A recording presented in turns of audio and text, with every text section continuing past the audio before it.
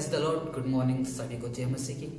आज के सुबह हम मॉर्निंग डिवोशन में परमेश्वर के वचन में जाएंगे। उससे पहले जो मैं आपको बताना चाहूंगा, जो मेरा आज का विषय है, विश्वास की वृद्धि में 3 बाधाएं। वचन में जाने से पहले हम एक प्रार्थना करेंगे। धन्यवाद प्रभु जी, हमारे मनों को और आत्मा को तैयार करना कि जो कुछ भी वचन हम सीखे और बोले आपकी महिमा के लिए होए और हम सभी उसमें बढ़ने पाए। पिता, इस वचन पर आपकी अगुवाई को मांगते हैं, आपकी सामर्थ्य मांगते हैं प्रभु जी। ये विनती और ये प्रार्थना प्रभु यीशु मसीह नाम से मांगते हैं, आमीन। तो हम सभी वचन निकालेंगे। जो आज का वचन है रोमियो की पुस्तक, उसका 4 अध्याय और उसकी 18वीं आयत, जो कि इस प्रकार से कहती है, उसने निराशा में भी आशा रखकर विश्वास किया, इसलिए कि उस वचन के अनुसार कि तेरा वंश ऐसा होगा, बहुत सी जातियों का पिता हो। हम देखते हैं कि रोमियो की इस पुस्तक में पौलुस कहता है, और हम अब्राहम का उदाहरण देते हुए कहता है, हम जानते हैं कि जब हम पुराने नियम में जाते हैं तो अब्राहम की आयु को हम देखते हैं कि वो 100 वर्ष का हो चुका था, परंतु उसने परमेश्वर के ऊपर विश्वास रखा, उसकी आशा के ऊपर विश्वास रखा जो परमेश्वर ने उसके साथ किया, और हम उसके परिणाम को भी देखते कि वो अब्राहम से अब्राहम बना, बहुतों का पिता बना। तो जो मेरा विषय है कि विश्वास की वृद्धि में जो हमारी 3 बाधा हैं, उसका पहली जो बाधा है वह है विश्वास के लिए परमेश्वर पर निर्भर ना होना।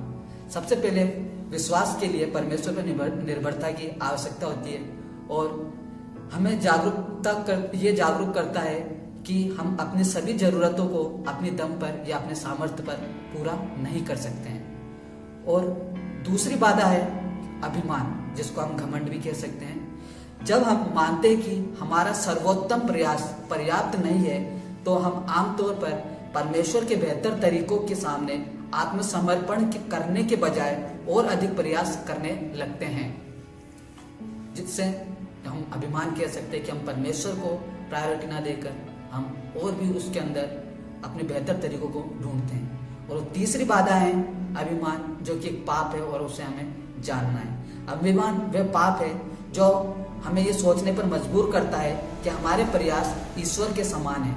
जब हमारे में घमंड आता है तो हम सोचते हैं कि हम और भी बेहतर कर सकते हैं, पर हमें ये मानना है कि अभिमान एक प्रकार का पाप है। तो हम सभी के विश्वासियों के जीवन में ये सवाल उठता है, तो हम अपने विश्वास को कैसे बढ़ा सकते हैं जब हमारा स्वाभाविक झुकाव विरोध परमेश्वर के नजर में, कि हमारा जो झुकाव है परमेश्वर के विरोध में। तो इसका जवाब है, सबसे पहले मैं बात आपको बताना चाहूंगा। सबसे पहले हम अपने जीवन पर शासन करने के लिए परमेश्वर के अधिकार को हाँ कहते हैं, तो वह हमारी सहायता करता है और हमें अधिक अनुग्रह देता है। हमें अपने जीवन के अंदर परमेश्वर को रूल करने देना है और उसे पूरी तरह से उसको अधिकार करने देना है। जैसे हम देखते हैं कि याकूब 4:6 कहता है कि परमेश्वर अभिमानियों का विरोध करता है, परंतु दीनों पर वह अनुग्रह करता है। और दूसरा इसका जवाब है, इसका सॉल्यूशन है कि घमंड एक पाप है जिसे अंगीकार किया जाना चाहिए और इसे छोड़ना चाहिए। और अंत में पवित्र शास्त्र कहता है, जैसे हमने पढ़ते हैं रोमियो की पुस्तक, उसका 10 अध्याय उसका 17 वचन कहता है, विश्वास सुनने से और सुनना परमेश्वर के वचन से आता है।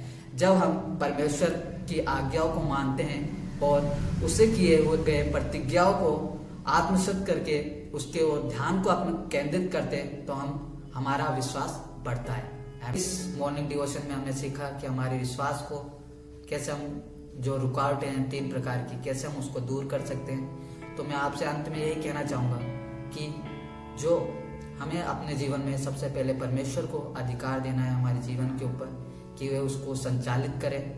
और कहना चाहूँगा कि जो परमेश्वर की प्रतिज्ञा है, जो वादे हैं, उनके ऊपर हमें अपना आत्मा को, अपने ध्यान को केंद्रित करना है, जिससे हमारा विश्वास और भी उन्नति करेगा और भी इसमें बढ़ेगा।